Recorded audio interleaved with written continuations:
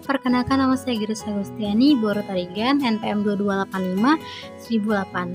Saya dari Universitas Medan Area dari jurusan Ilmu Pemerintahan. Di sini saya akan membahas tentang apa sih itu metodologi pemerintahan. Nah, jadi pendekatan metodologi ilmu pemerintahan adalah studi tentang pendekatan, prinsip, dan teknik yang digunakan untuk mempelajari fenomena pemerintahan, kebijakan, publik, dan administrasi negara. Lalu kita masuk ke tujuan utama. Nah, tujuan utama metodologi ini adalah untuk memberikan kerangka kerja yang sistematis dalam menganalisis, mempelajari, dan mengembangkan teori-teori serta praktik-praktik pemerintahan yang efektif dan efisien. Dalam konteks ini, metodologi ilmu pemerintahan tidak hanya berkaitan dengan cara-cara memperoleh data, tetapi juga bagaimana data tersebut dianalisa untuk mendapatkan pemahaman yang lebih baik mengenai berbagai isu pemerintahan. Ada beberapa pendekatan metodologi ilmu pemerintahan. Nah, yang pertama ada pendekatan tradisional, pendekatan modern, pendekatan kontemporer, pendekatan praktis, dan pendekatan khusus. Nah, sebelum itu apa sih pendekatan tradisional? Pendekatan tradisional adalah suatu cara mempelajari dan menganalisis fenomena pemerintahan dengan fokus pada nilai-nilai, prinsip-prinsip ideal, dan sejarah pemerintahan. Nah, jenis pendekatan tradisional itu ada 3. Yang pertama, pendekatan normatif, menganalisis nilai-nilai dan prinsip-prinsip ideal pemerintahan. Dan yang kedua adalah pendekatan empiris, menganalisis data dan fakta historis pemerintahan.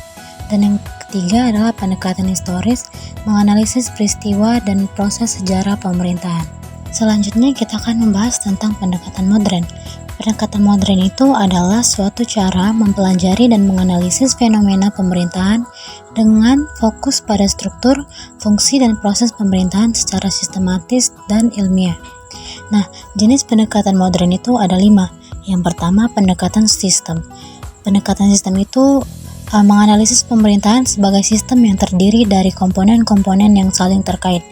Nah, yang kedua adalah pendekatan struktural fungsional, menganalisis struktur dan fungsi pemerintahan untuk memahami bagaimana sih pemerintahan bekerja. Dan yang ketiga adalah pendekatan kritis. Pendekatan kritis ini menganalisis kekuasaan dan hubungan sosial dalam pemerintahan. Dan yang keempat adalah pendekatan postmodern. Pendekatan postmodern itu menganalisis kebenaran dan realitas dalam pemerintahan. Dan yang terakhir adalah pendekatan konstruktivitas. Pendekatan ini menganalisis konstruksi sosial dan politik dalam pemerintahan. Selanjutnya kita akan membahas tentang pendekatan kontemporer. Pendekatan kontemporer adalah suatu cara mempelajari dan menganalisis fenomena pemerintahan dengan fokus pada aspek-aspek modern dan mutakhir seperti globalisasi, teknologi, dan perubahan sosial. Untuk memahami kompleksitas pemerintahan kontemporer, ada beberapa jenis pendekatan kontemporer.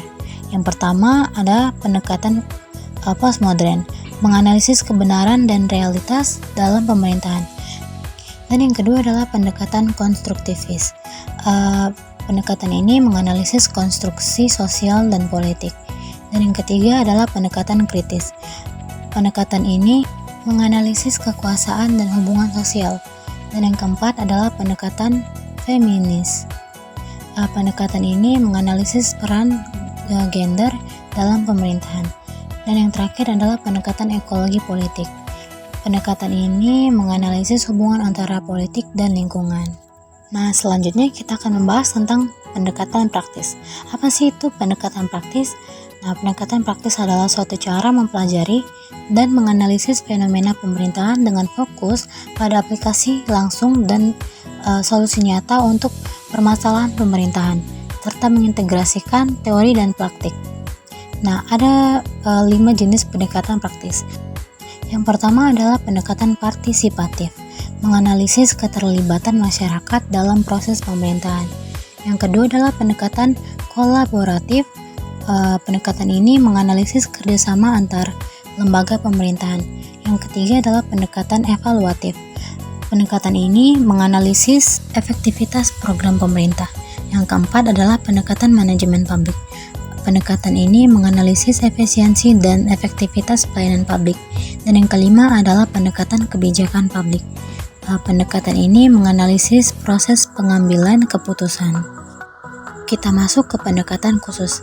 Apa sih itu pendekatan khusus? Pendekatan khusus dalam ilmu pemerintahan adalah metode analisis yang digunakan untuk mempelajari fenomena pemerintahan dengan fokus pada aspek-aspek spesifik seperti 1. Pendekatan good governance, yang kedua adalah pendekatan new public management, yang ketiga adalah pendekatan kebijakan publik, yang keempat adalah pendekatan partisipatif, yang kelima adalah pendekatan feminis, yang keenam adalah pendekatan ekologi politik, dan yang ketujuh adalah pendekatan keamanan. Ada 3 metode penelitian utama, yaitu metode penelitian kualitatif, kuantitatif, dan campuran. Nah, sekarang kita masuk ke penelitian kualitatif. Kualitatif itu adalah metode penelitian yang berfokus pada pengumpulan dan analisis data non-numerik untuk memahami fenomena sosial, budaya, dan politik secara mendalam dan holistik. Penelitian ini bertujuan untuk memahami makna pengalaman dan perspektif individu atau kelompok dalam konteks yang spesifik. Ada 5 karakteristik dari kualitatif. Kita bisa lihat yang pertama adalah subjektif dan imperatif. Yang kedua adalah menggunakan data non-numerik atau biasanya berbasis dengan teks, gambar, observasi. Yang ketiga adalah fokus pada makna dan konteks. Yang keempat adalah metode pengumpulan data, wawancara, observasi, dan analisis dokumen. Dan yang terakhir adalah analisis data, tematik, konten, dan naratif. Selanjutnya kita akan membahas tentang kuantitatif. Kuantitatif adalah metode penelitian yang menggunakan angka dan statistik untuk menganalisis data. Metode pengumpulan datanya biasanya menggunakan angket atau kuesioner. Nah, ada 5 karakteristiknya. Yang pertama adalah objektif dan empiris. Yang kedua adalah menggunakan data numerik seperti angka ataupun statistik. Yang ketiga, fokus pada hubungan kausal dan korelasi. Yang keempat, metode pengumpulan data biasanya menggunakan survei, eksperimen, analisis data sekunder. Yang kelima adalah analisis data seperti statistik, model matematika.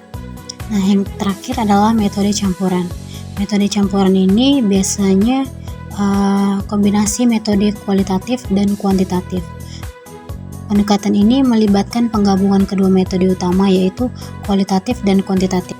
Dalam konteks ilmu pemerintahan, hal ini bisa berarti menggunakan survei atau data numerik seperti kuantitatif untuk mendapatkan gambaran yang lebih luas lagi tentang kebijakan ataupun sistem pemerintahan, dan kemudian memperdalam pemahaman tersebut melalui wawancara atau studi kasus seperti kualitatif untuk mendapatkan wawasan lebih dalam tentang pengalaman atau persepsi individu terkait kebijakan tersebut. Dan itulah penjelasan dari metode ilmu pemerintahan dari saya. Sekian dan terima kasih.